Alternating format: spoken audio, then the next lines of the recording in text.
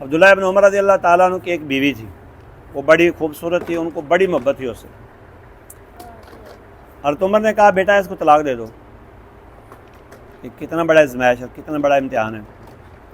حضرت عبداللہ ابن عمر بڑے پریشان تھے، فرمایا میں تمہیں کہہ رہا ہوں طلاق دے دو، انہوں نے دے دی طلاق۔ کیوں؟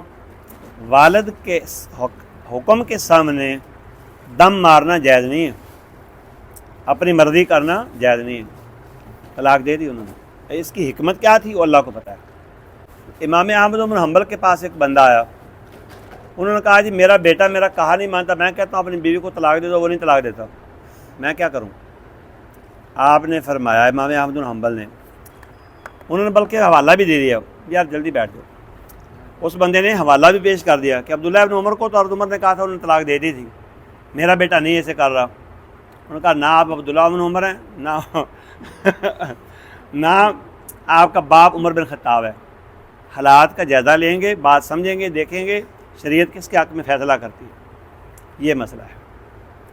تو شرع کی حدود و قیود کے اندر تو والدین کی اطاعت فرض ہے، لیکن والدین آپ دیکھتے ہیں نا کہ بعض دفعہ حد کو کراس کر جاتے ہیں، یہ والدین بھی گنہگار ہیں۔